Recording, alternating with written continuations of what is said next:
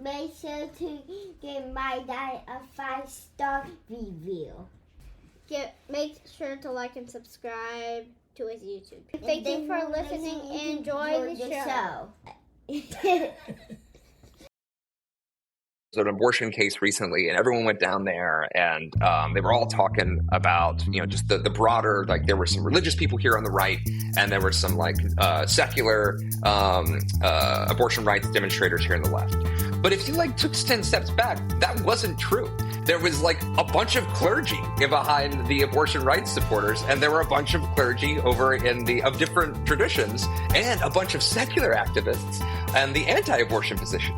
Hey, welcome back, Faithful Politics listeners and watchers. If you're watching our YouTube channel, just thank you so much for subscribing and liking and doing all that kind of stuff that, I don't know, makes my kids feel good about telling their friends their dad is a YouTuber. So do it for the kids, if nothing else. Do it for the children. Do it for the children. I am your political host, Will Wright. And as always, I'm joined by my co-host, your faithful host, Pastor Josh Bertram. How's it going, Josh? Doing great. Thanks, Will. And today we have the distinct pleasure to speak with Jack Jenkins, who is a national reporter for Religion News Service, who covers the intersection of faith, politics, and culture from Washington, D.C.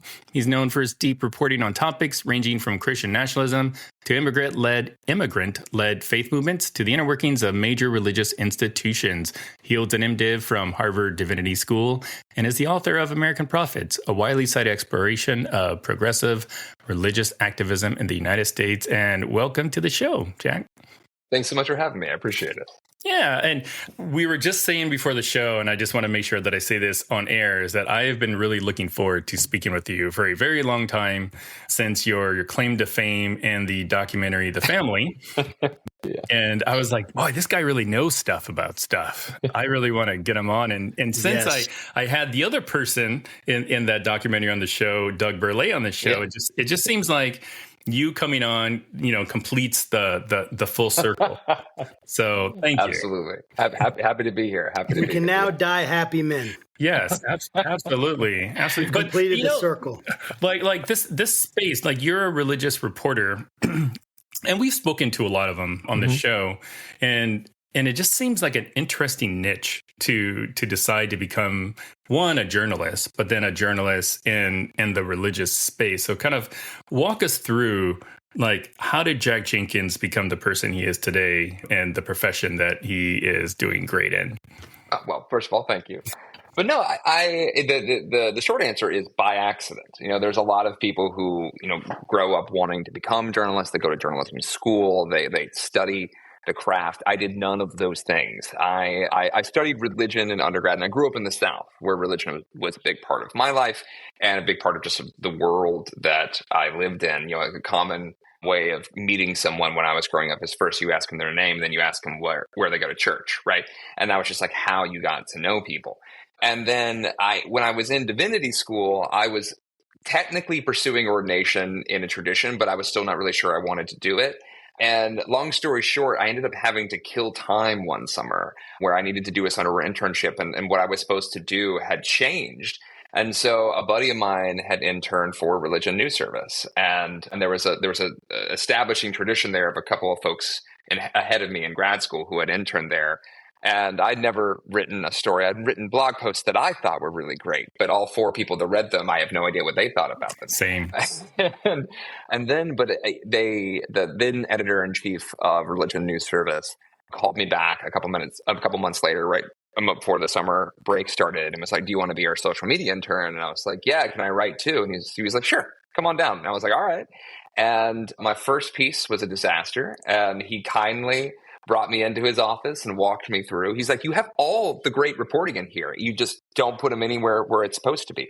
And kindly walked me through how to better write a story. This is Kevin Ekstrom, by the way, the former editor-in-chief of Religion News Service. And I loved it. It was based in D.C. I was running around doing religion and politics stories there, and I always had some experience and some real interest in politics. And by the end of it, they had hired me on contract for my third year in divinity school. I was still writing for Religion News Service. Then I went and did some other stuff right after I graduated from divinity school, but then I ended up a journalist anyway. And then by 2018, RNS pulled me back and I started up there. But for me, I had always really found the intersection of religion and politics particularly fascinating, and was struck by, even in my internship back in 2011, when I would go to the Hill and you would go to some of these congressional hearings. And religion came up constantly in these hearings. People would refer to it irrespective of party. They would refer to scripture. They would refer to their own religious tradition. They talk about it in the hallways, and they'd be very public about it. And then you'd read the report of that hearing from one of the major outlets, and it would be as if it was none of it was said. And I always thought that was fascinating, because then I'd write my RNS story. And at the time, what was then called the Huffington Post was like the front page of the internet, right?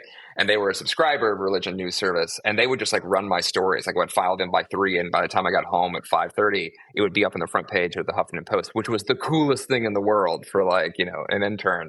And so it just really kind of seemed to me that this was a space that needed more people to write into it. And I thought there was just infinite stories to tell. And I've been doing that work ever since. And in my head, I still feel like I'm trying out being a journalist, and it's lasting a long time, is basically.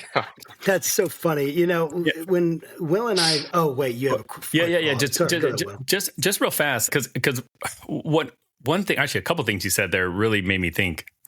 And I've mentioned this on our show a couple times, that when Josh and I started this podcast, we started it because I had an interest in politics and he had an interest in faith. That's it. There wasn't our sort of idea of what our podcast was going to be about has evolved a little bit, but because we didn't realize how closely the two topics were tied together. We didn't. I mean, and I've been very public about saying, I've learned a lot, and I was really ignorant going into this. Did you go into kind of the religious, journalism role, thinking that you kind of knew pretty well how the two worlds connected, or was there a moment where oh my gosh, this is pretty big, what I'm going into requires more than just what I come to the table with? Yeah, so yes and no is the short answer, because on the one hand, there were certain narratives that you couldn't escape, right? The influence of the religious right, that was something that we all kind of knew about, just in the ether. And I knew that prominent Democrats were also religious as well, and had spoken at religious events. This was in the Obama era. Obama was also very vocally religious, and I thought that was really interesting. And then you kind of realize, you remember that was true of Bill Clinton too. It was definitely true of Jimmy Carter.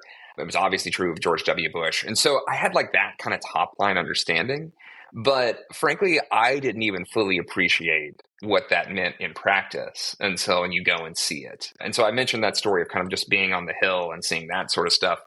But for my book, American Prophets, I actually mention it in the beginning. And what I don't explain I don't know if I explained this in the forward, is that this is right after that internship. So this was in my 3rd year in divinity school, and I was just starting out as a journalist. I remember that Occupy Wall Street was happening at the time. And I ran and Occupy Boston, what they decided to occupy was just more space than they had in New York. So it was technically a bigger camp than it was in New York, just because they had a bigger park. But because of that, they had more tents. And I went to go try to find some mention of religion in that camp, because you can usually find one. And I was going to figure out how to tell the story. And I got there, and instead I could hear people singing hymns. And there was a whole tent set up, an interfaith protest tent. And it was very clearly a core of the Occupy movement in Boston at that time. And I was like, it's one of those things that's everywhere, isn't it? It's just going to be, I was like, it's going to be infinite religion angles. And now at this point in my career, I'm actually kind of relieved when I can't find a religion angle for a major political event. I'm like, oh my goodness, somebody else has to cover this, because usually you can find it. And and you'll wait and you'll think, oh, this important speech about this big thing, they haven't mentioned religion at all. I'm going to get out the door and it's going to be fine. And they're like, and we need to talk about the Virgin Mary. And you're like, dadgummit. It's so, I didn't fully appreciate how ubiquitous, even having grown up and it being a very important part of my life, you just don't really appreciate how ubiquitous it is in American lives writ large, of all varieties and forms. So it's really funny, because Will and I went to a conference. We were invited to the Summit on Religious Freedom, and we had this table that they sat us at up front. and it was media table. And I remember we sat there and we had these media badges and we're like, this is so weird. This feels very weird. Like we never got in this to feel like, oh, we're media or something like that. And it makes me think about as this podcast has grown, like I'm a pastor, I'm trained in seminary, all of that stuff. And I know you have as well. And then, so you have that pastoral heart, ministry heart, and have had pastoral experience. And then we have, and so I have this tension that I have this podcast and I want to bring these things out and I want to talk about them. And I want to be able to be honest, very honest about what I think and also relate it to the scriptures, all that kind of stuff that goes on in my mind. But it's like, I feel this tension often where it's like, is this pastoral? Is this something that is helping people? I like, even when I throw things out that are sarcastic sometimes, which I like doing, like every now and then it's like, man, but then sometimes they're very like buttoned up, my posts, and everything's very nice. And the questions are organized. Then other times it's just sarcasm, but it's like, I feel this tension between that pastoral need and calling, or just that sense of wanting to help people.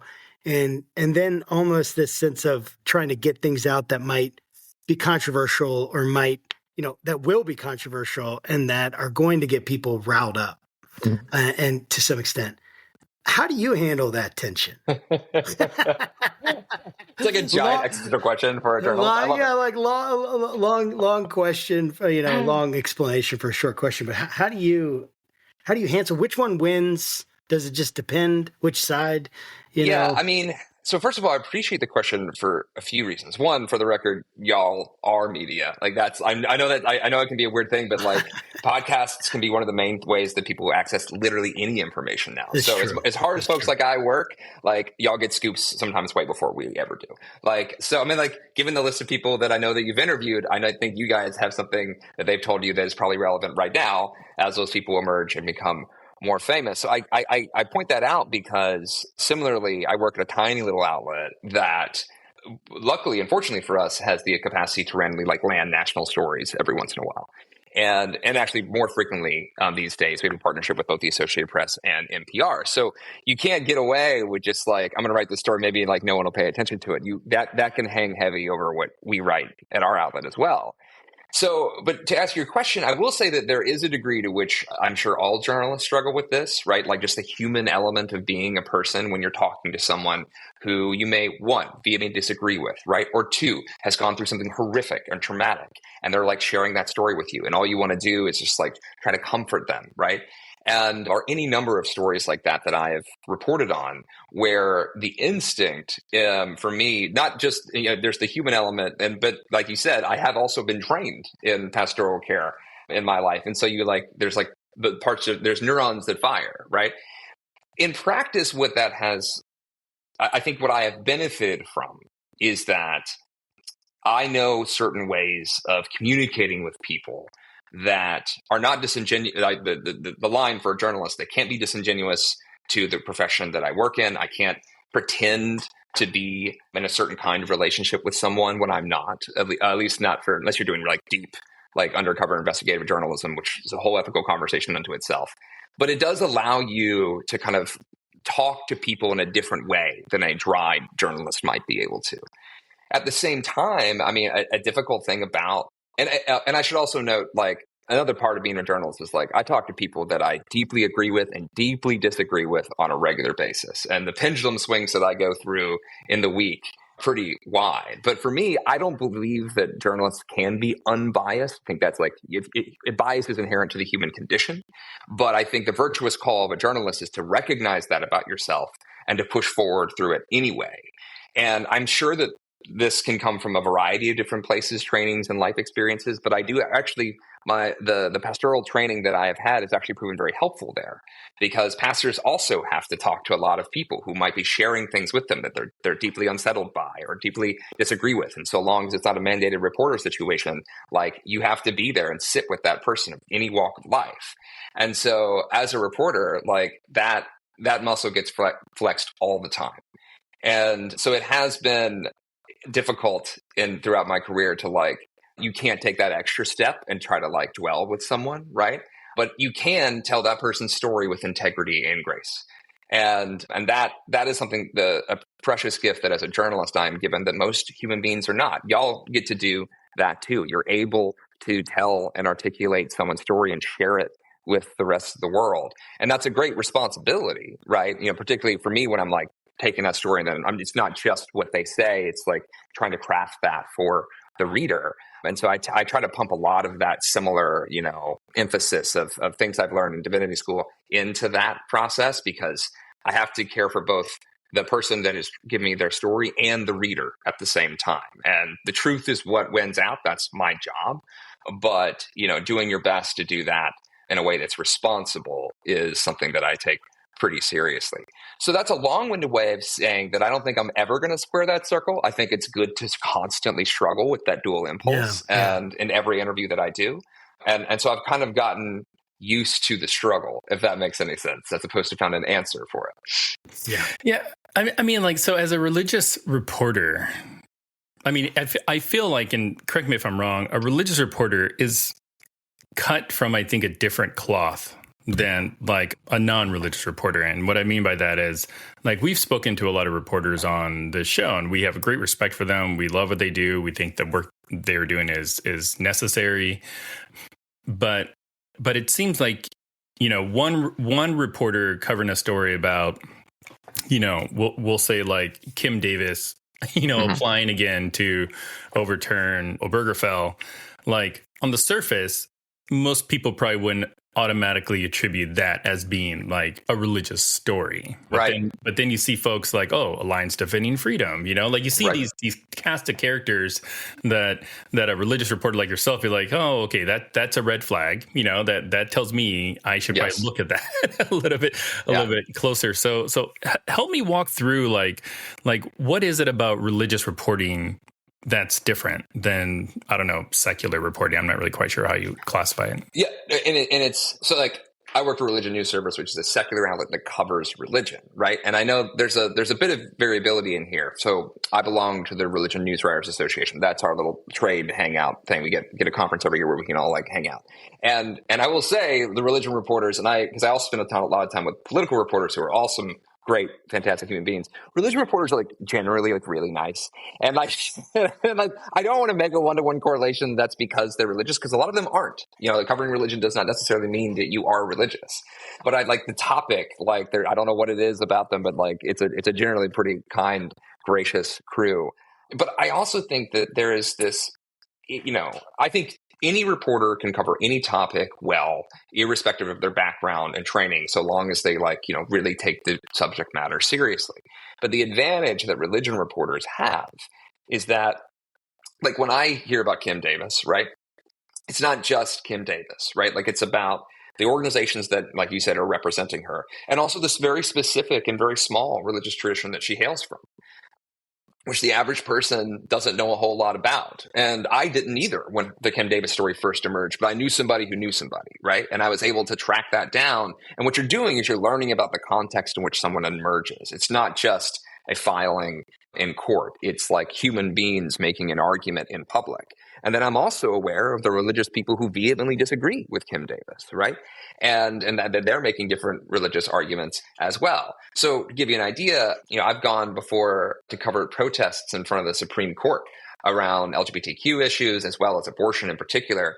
And there's this thing that happens in front of the Supreme Court where it will split into two protests.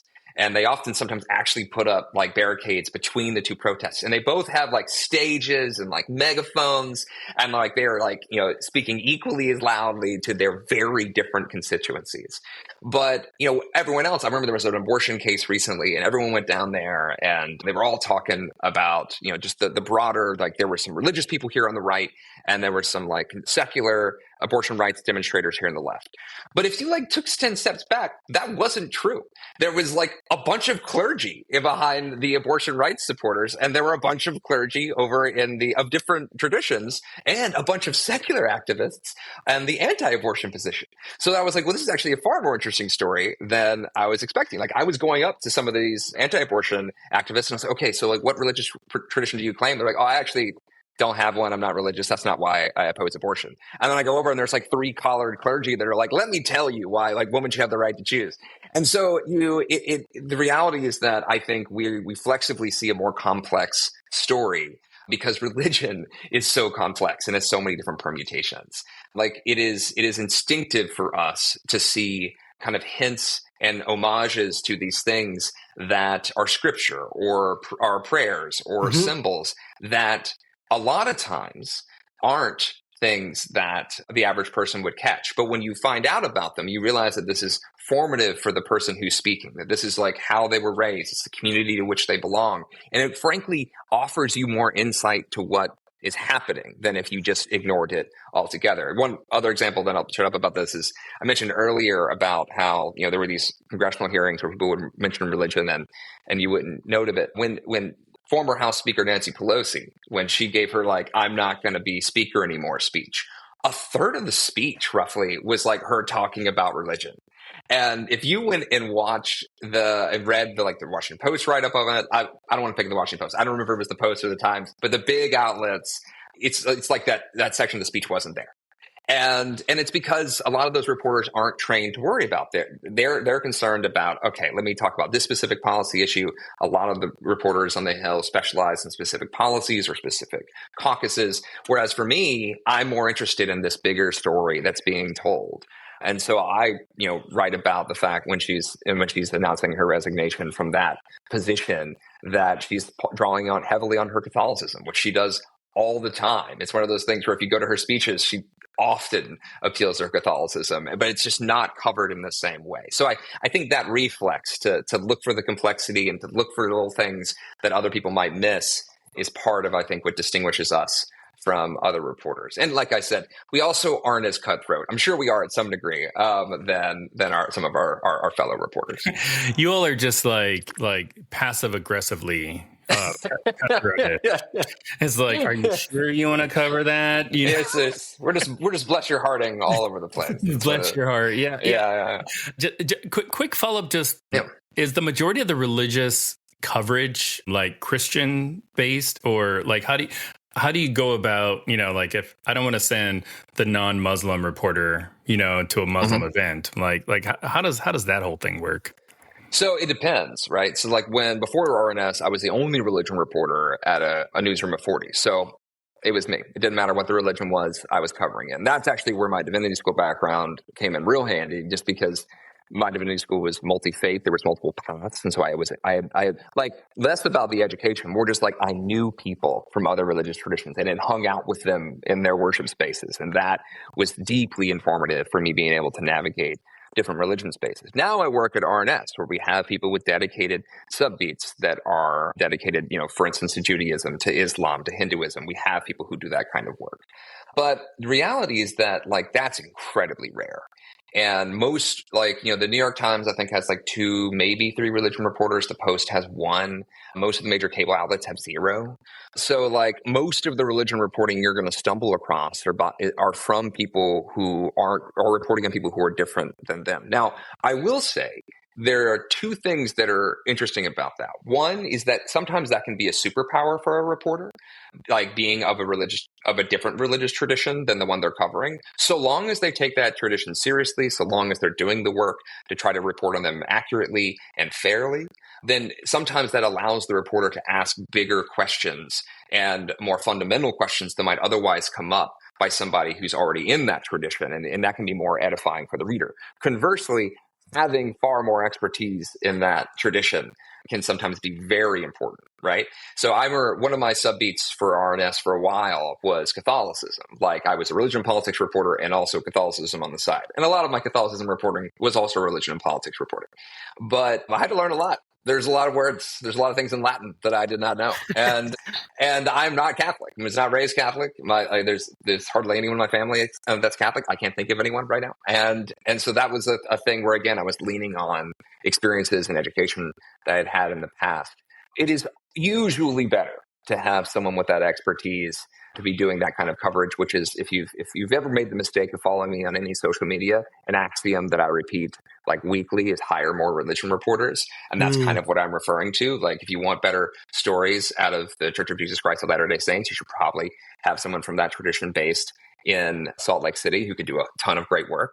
But like, until that fantastic vision is realized, in the meantime, a lot of us just have to learn a bunch of stuff. And I will say, sometimes it takes a time to accrue the trust from sources in those spaces. I've done some indigenous advocacy reporting, and I remember one covered, there's a chapter in my book where I talk about going to Mauna Kea. There was a protest out there in Hawaii by an indigenous-led spiritual protest. And it took a couple of days before people were willing to let me interview them, because they were like, I need to trust the work that you're going to do is at least honest and earnest. And that's the hard work of journalists. But if it were my druthers and I would have infinite money in this world, then I would absolutely try to hire people to cover these subbeats who have expertise in them, at least.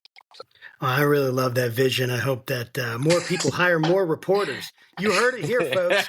Hire religion reporters. And hey, I grew up Pentecostal and Assemblies of God, and the Assemblies of God is in the news right now. So oh, yeah. Come interview me. Come on, if you hear this, let's talk about it. Absolutely. And no, but I can't be your spy in there anymore. They know that I'm not.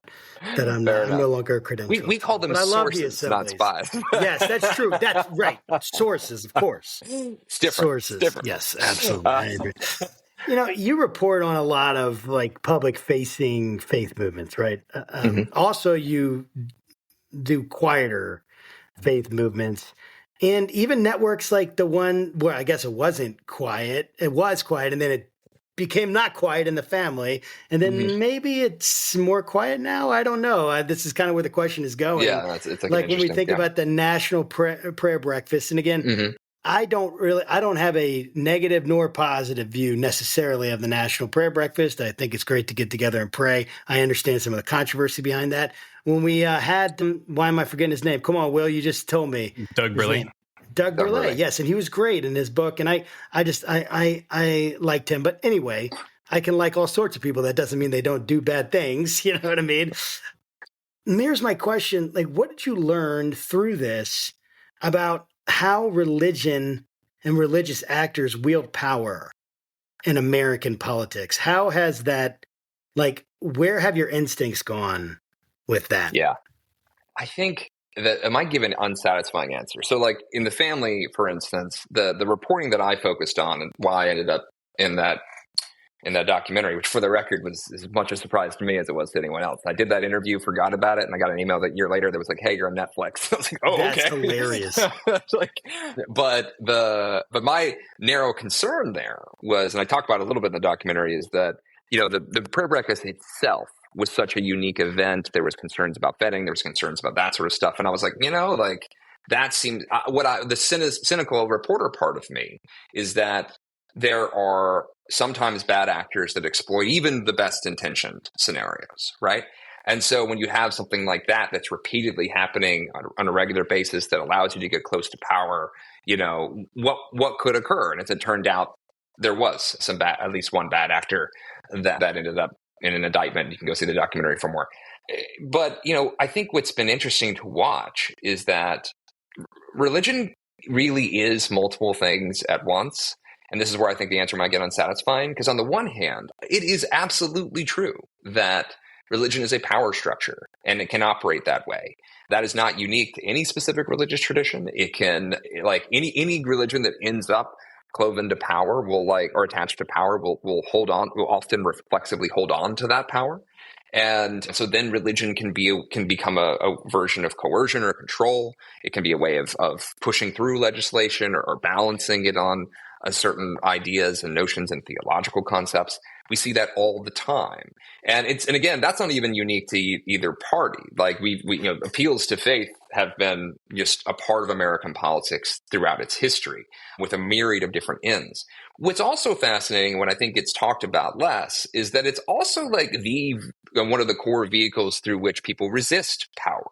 It is one of the often when you see any protest movement in any ideological strain, often the people up front first are either motivated by faith or literally faith leaders. That has been the case throughout American history as well. It is both the calcification of power and the check on power at the same time. That's so fascinating, and that's so important. Sorry, keep going. Yeah. No, and so that, I mean, I that's a thing that I think about all the time, because I will go walk through the halls of power and talk to certain people who are wielding religion or invoking religion in certain ways. And then I'll go cover a protest in the middle of nowhere where it's being invoked, usually opposite theology, right?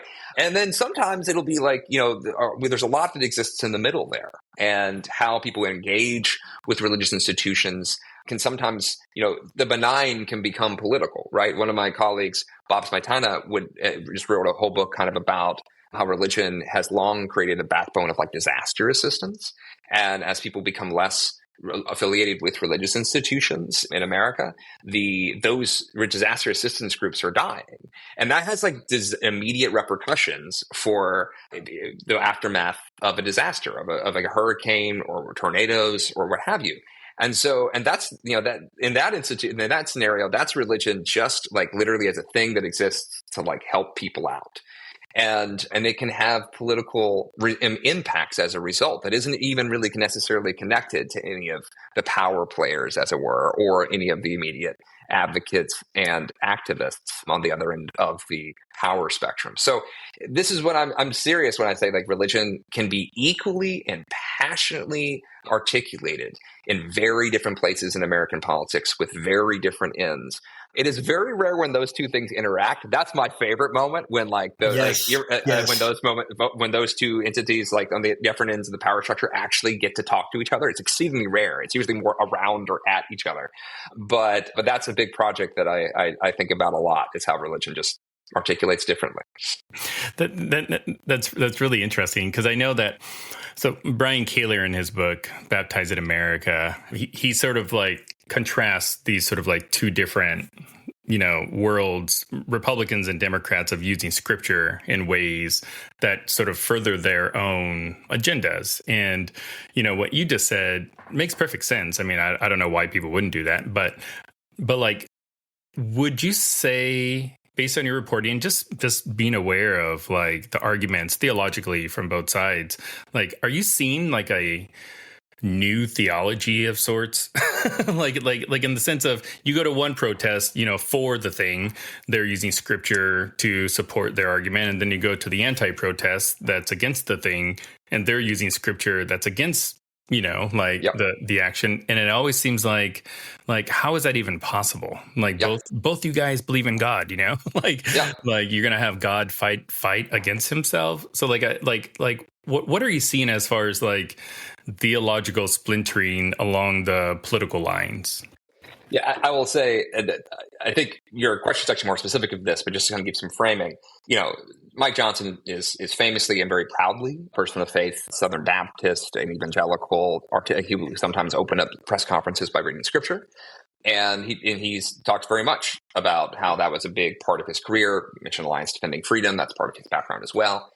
And then on the other spectrum, people don't really know this, but according to the person I'm about to mention herself, there was a person who went to the Standing Rock demonstration, that indigenous, spiritually led demonstration a few years back. And the way she describes it is that, she had a profound spiritual experience at that event, and felt that she was she was Catholic, but she felt very connected to her fellow activists in this broader spiritual sense. And she felt so spiritually moved by it that she went back to New York City and ran for Congress. And that's how Representative Alexandria Ocasio-Cortez became a member of the U.S. House of Representatives. Those are different politics, right? But both of them are citing a spiritual impetus to do what they do. Now, how they've used that in public is a very different conversation. AOC mentions her faith less, but is actually, she has sometimes like, what are they, like Bible clapbacks? She'll do that sometimes. But that is like absolutely part of the things that we'll hear. And now, as a more practical example, I feel like actually more recently, I had another encounter with Mike Johnson where I was asking him about some protests that had emerged in Illinois, in the Chicago area. There's actually been some pretty substantial faith-based pushback to the Operation Midway Blitz, which is part of the president's larger mass deportation policy. And there's been a lot of like local religious pushback to that. Involved in that pushback has been some clergy have been like shot with pepper balls. There was like one viral clip of a Presbyterian pastor getting shot in the head with pepper balls. There's also been a pastor out in California who was shot in the face with a pepper round, which I'm told is a different thing. I'm learning a lot about chemical munitions these days. And so this has become a religious freedom concern. It's actually part of one of the lawsuits in Chicago in particular. And so I was asking Mike Johnson about this, who is called up religious freedom often, talked about how it's very important to him. And he celebrated the pardoning of anti-abortion demonstrators who were found guilty for, among other things, some of them were found guilty of blocking an abortion facility. Now, I don't know if he thinks that those people were expressing their religious freedom in that instance, but he has shown, a sympathy for demonstrators in other contexts. He was very dismissive of what the situation facing those clergy who were protesting ICE, basically. And again, these people very much believe like their God, and they will talk. Like, Mike Johnson has pulled reporters into the prayer room in the house. There's like a little speaker prayer room, and these pastors in Chicago are like leading congregations and preaching every Sunday. So again, to your point, like if you were to sit those pastors down at the same table, Mike Johnson, one of those pastors down at the same table, they would be using the same scripture. They would be using similar overlapping theology. But, you can get into the weeds here, and you can say like, liberation theology is going to come up way more on one side of that table than the other. Appeals to how scripture is interpreted are going to vary a whole lot, whether, you're a literalist or even like something akin to literalism is going to show up on one side of this table more than the other. And I should note that one thing that definitely happens more in liberal or progressive religious spaces is that there is a lot of attempts to try to find common cause with religious groups who are different than you. And that comes out of, in some ways, necessity. The left these days is more of a coalition of coalitions, whereas the religious right is a powerful bloc unto itself on the right. And it has to do less compromising outside of the Christian tradition. It does a little bit, but especially with conservative Jewish members. So it isn't abstaining from having to build multi-faith coalitions, but that will look different in terms of what they say in front of a microphone at a demonstration or a political event. I don't know if that quite answers your question, but just to give a little example. I think it's absolutely fascinating. And it makes me think when you're covering this extremely triggering is the word, but I don't really like that word necessarily. And I don't know if it's the right word in this case, but these very controversial events, right? Yes. You talk to Christian nationalists, you talk to immigration activists, you talk to bishops, you talk to Congress people, and they're all saying religious freedom. We need to be able to exercise religious freedom. Now, and you even said they're using the same scriptures, even maybe the same words. Yes. Right? Or probably the same words, not even maybe. Definitely the same words. Yeah. So sometimes referring to the same passages and interpreting them differently. Yes. So help me unravel. Let's pull on the string a little bit. They're using the same moral language, but are they in the same moral universe? Is it that where they just are disagreeing about two different things, and if they got to the place they'd find agreement, or are they just like on just totally different sides in this, in your experience? No, so this is a fascinating question, because the short answer is I don't know, partially because of how rare it is for these people to interact outside of coffee table, like Thanksgiving, right? But, I was struck recently, to kind of go back to that Chicago example, the faith-based groups who've been there. Right before January 6th, on January 5th, I was down at the Capitol, right? And the one thing that I noticed happening and that I reported on that day is that people were leading what they called a Jericho march around the U.S. Capitol. Now, in that instance, they were talking about they believed that the 2020 election had been, it was inaccurate, and that they believed that there had been fraud, and they were wanting to spiritually make the walls fall down and the election to be overturned. And they were calling that a Jericho march as they did it. They were singing hymns. When in Chicago recently, faith leaders who have showed up to that ICE facility right outside of Chicago have also walked as much as they can around that facility and referred to it as a Jericho march. And they want those walls to fall down spiritually so that immigrants who are being detained there would be released. Those are different situations, right? Wow. But they different both still goals, right? Say what? Different end goals. Yes, exactly. They have different end goals, but it sounds like they're very similar in their methodology. Yeah, they both kind of see that story, that biblical story of Jericho, as an important lesson for how to what to instill in one's life. So I wonder what it would have been like if one of the pastors who was leading the Jericho March in Chicago and one of the folks who was in the Jericho March outside the Capitol on January 5th, if they had talked to each other, if they would have been if there could be no more conversation beyond, I think you're wrong and let's move on, or if there could be, if it was rooted as a theological conversation, not just what the news stations have told us to think, but okay, let's start with the scripture and go up and again, we're using a very specifically Christian context here, but that helps for explaining if they would be able to kind of build on top of that. I will say my instinct is that when you're talking about political coalitions, as opposed to individual human beings, you do kind of get into different moral priorities. That's less more of an interpretation, more explicit. You get different platforms, you get different stated goals from broader coalitions that, if you, for instance, the Poor People's Campaign, which is a more liberal leaning effort led by Reverend Bishop William Barber, they have a very specific list of things that they would like to see made manifest in the United States. And if you went to go look at the Faith and Freedom Coalition's list of policy priorities, those would be different priorities. And so if you believe that those priorities come from moral groundings, then by definition, they have their moralities are operating in different ways. But I do make a distinction between those, because the other thing I run into on my reporting all the time is that I spend all this time at the polls, and then in the polar opposites of politics. And then you go to ask the average person, and they have far more complicated views than either of those polls. And it doesn't mean that the polls don't matter. We live in a democracy in which it's run by who shows up, not what the raw number of people believe, right? So a very small group of people can have outsized impact on our politics. People talk about Christian nationalism all the time, and a stat I bring up often is that Pew did this really fascinating study a few years, 2 or 3 years ago, where they broke the country into 9 ideological sections. And the farthest right they refer to as faith and flag conservatives, and they said on the record that was one of their attempts to understand Christian nationalism. They've had a few, but that group represented only around 9% of the American public. But it represented roughly a quarter to a little bit more of the GOP voting populace. And when they asked people in terms of their political participation, how likely you are to participate how likely you are to vote, how likely you are to talk about politics, how likely you are to go to a rally, the Faith and Flag conservatives beat out almost everyone. Sometimes they tied progressives on the other end of the spectrum.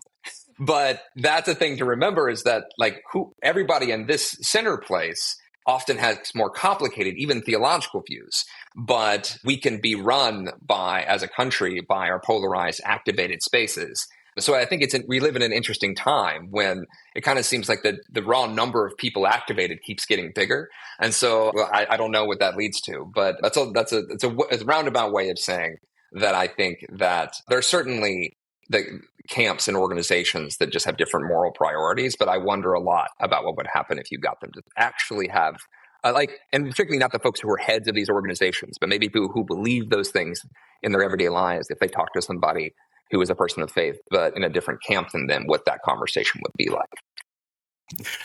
I'm curious, what stories of yours really seems to resonate the most with the readers at RNS? Because it seems like it's weird. Like Josh and I look at our stats for this show. We were actually just talking about it this morning.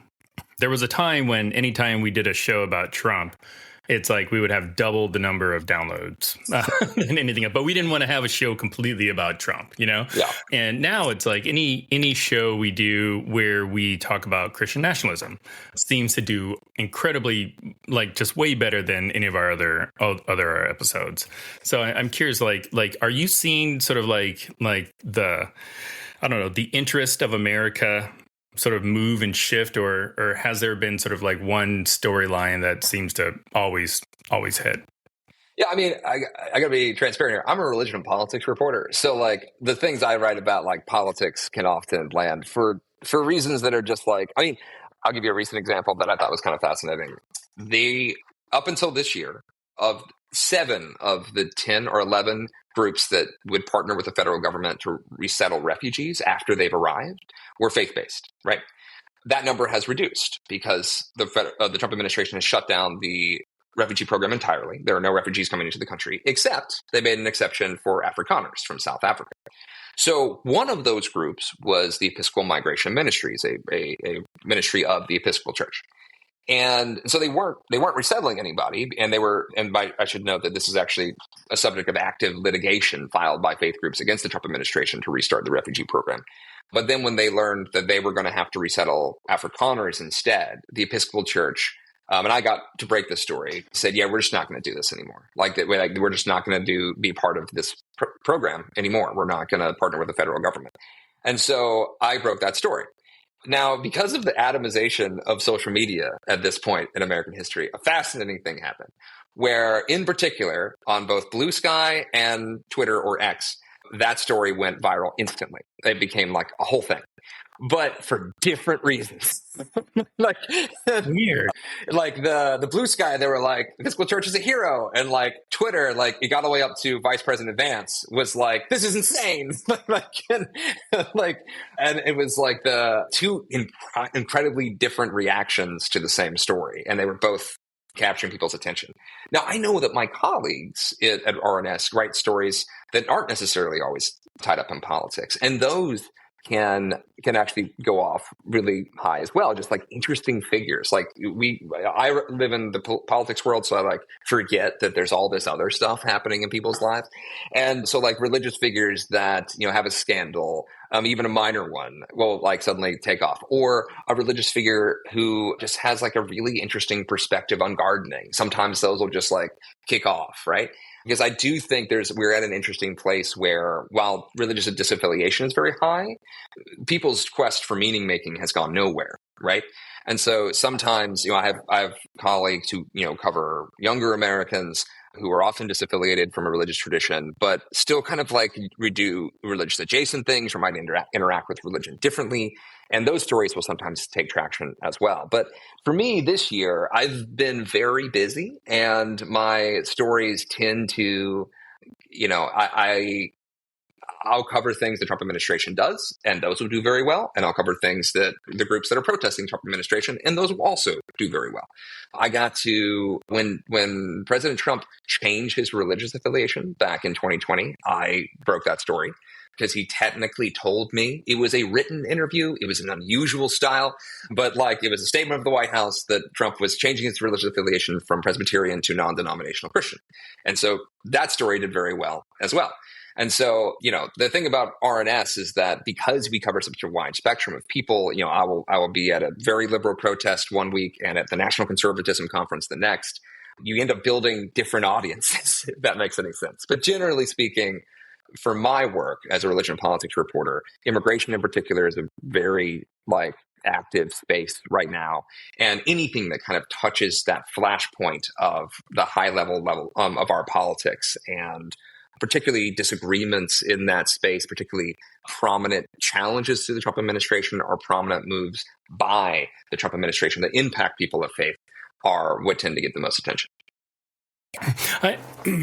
I'm curious if, did you notice that some of these stories dealing with religion are like precursors for much bigger stories that will impact the country? And I'll give you 2 examples. Like one, I feel like I've heard about Project 2025 well before people heard about Project 2025 because of some of the religious connotations inside of it. You know, talking about mandatory, I don't know, paid days on Sundays or something like that, which is something in Project 2025, you know, or with school choice stuff. You know, when Trump announced Linda McMahon was going to be the education secretary, like I was already reading stories from reporters like yourself and other religious reporters talking about like, yeah, like this has been sort of a goal of the religious right for decades. So like, do you notice that you are always finding yourself kind of on the front end of stories that are going to become like huge national news? I can't claim every sector, right? Like I don't think we do. The religion and tech is actually not a fruitless space. There's actually a lot going on there. You can ask Peter Thiel, who apparently now has a lot of views on the Antichrist. But I don't get to know many of those things ahead of time. But like our larger political debates elsewhere, yeah, like I see a lot of stuff. Like because in some ways it's because I'm covering communities, right? And so communities are often clashing before at the smaller level before they're clashing at the big level. In some ways, it's another kind of form of local politics. And so I can see certain flashpoints, you know, Israel-Palestine stuff. You know, there's a whole section of my book where I talk about like some of the early debates that were happening in religious sectors, some of the terms, some of the phrases, some of the groups that have gained a lot of prominence in the last 2 years. Like that, I knew who to call because like I had been following those organizations for years ahead of time. For immigration, similarly, some of these debates have been happening in denominational like meetings for years. We'll see a lot of that. And just because we're dealing with people who are trying to arrange themselves in a way that they find to be, you know, righteous and more commonly referred to as moral, that project is very similar to the project of building a country and a government. And so, yeah, I often feel like I'm getting a little bit of a vision of things to come when I'm covering more, what seem like more niche religion stories. I remember the first time I heard about conservatives really going in on, for instance, having a lot of issue with critical race theory and referring to it just as CRT and a few other academic things that I'd only heard about in grad school was in a religion context when they were challenging theologies that they said, these are like CRT theologies. And I was like, how do you know what that is? Like, but it was the beginning. What I've come to hear out is there was this bubbling up conversation in conservative circles writ large, especially in religious circles, that ended up becoming the way conservatives talked for a couple of years.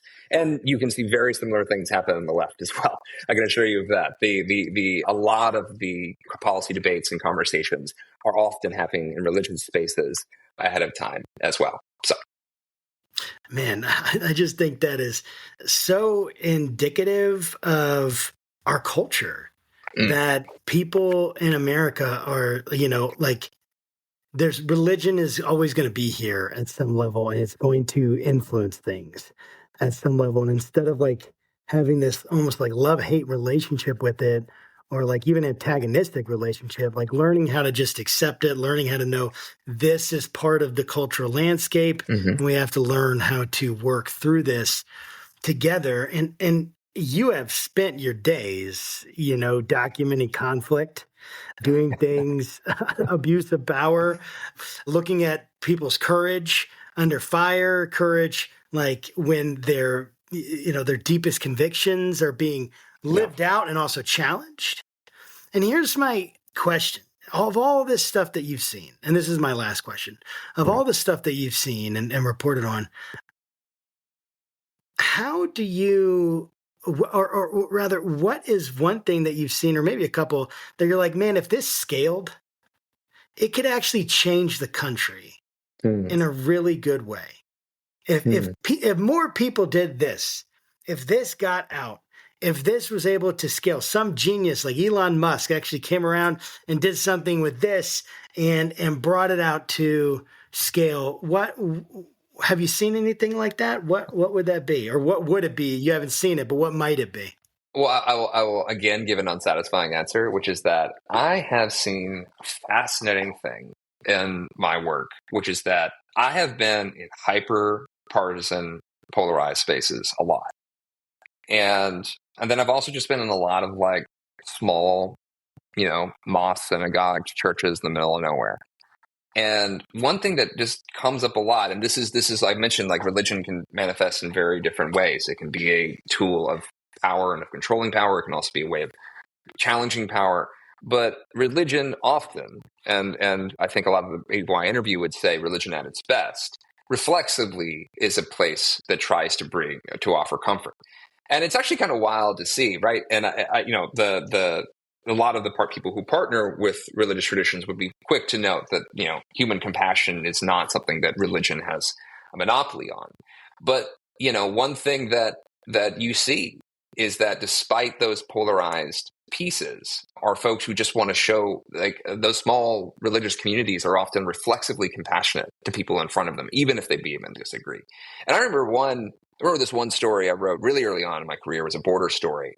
And I want to acknowledge that this is a political context. So I'm not making a declarative statement about the politics of the person here. I'm making a statement about how this individual viewed compassion, which is that there was this church, and it was near on the border, and he was there's this guy in the church, and he was a rancher, and he had a lot of problems with immigrants and immigration in general, and he expounded at length about how this has been difficult for him as a rancher and what have you. And this was back in 2014.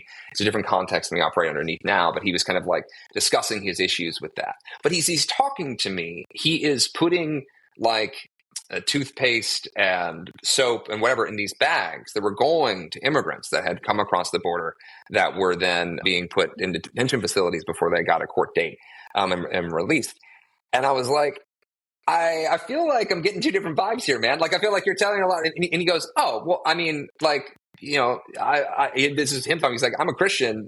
If someone's thirsty, you give them water. If they're hungry, you give them something to eat. And I was like, oh, he's like, for him, there was a significant difference about maybe we could have some broader policy conversations about this. And he very clearly staked out a conservative position on that. But what he was doing in that moment would have been seemed to be a liberal position in 2025, right?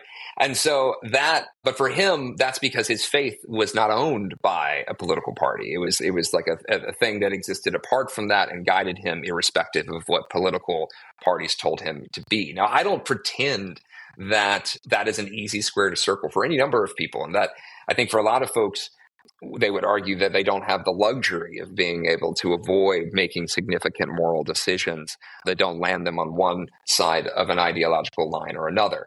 But that reflexive compassion, which is manifested in very different ways throughout my career that I've seen happen. One is something that kind of you see a lot of messed up stuff in my job. And so it's nice to see something else. But two, it's a reminder of human beings scale compassion reflexively. It's weird when we don't, right? And so and that doesn't mean that our history isn't just a litany of things we've done that are not compassionate. But I think it's interesting that I keep seeing that as a common human and religious spiritual reaction, as opposed to one that is hidden away. It's not something we write stories about every day, because for a lot of these people, it's just what a Tuesday is like, or a Sunday is like, or a Friday or Saturday, or what have you. And so that, I think, if you could scale reflexive compassion, I think that might be a good thing. But I know that's not a particular new idea. But yeah. Wow. Just for the record, Jack, I could probably ask you 1,000 more questions, and I know Josh probably could too, but an hour is probably already pushing it for our listeners. And for those that made it this far, hey, thank you. But this has been such a treat. How can people follow you on social media and all the rest? Yeah, so the easiest way, actually, if you just go to jackjenkins.me, at the bottom are all the different social medias that I'm on, and I can bother you on your phone any time of day, and you can see all the stories I write. But I post to all of them as best I can. So there's no perfect. I'm not a YouTuber though. I feel like y'all. I have a lot to learn from this crowd on that one. But it's what the kids are into these days. Apparently. And I'm not a TikToker because I can't. I just can't. But all the rest of them I'm on. So just jackjenkins.me, you'll see there, or go to religionnews.com and read all of the work of my colleagues, and you can find my work there as well. Awesome. That's great. Well, thank you so much, Jack, for stopping by. This has been Absolutely a pleasure. We'd love to have you back on sometime, maybe. Awesome. But I'd love to. That'd be great. And to our audience, hey, thanks again for stopping by. This is Faithful Politics, and this is Jack Jenkins that we just spoke with. And you'll find all of his contact info in the show notes. And as always, make sure you keep your conversations not right or left, but up. And we'll see you next time. Take care.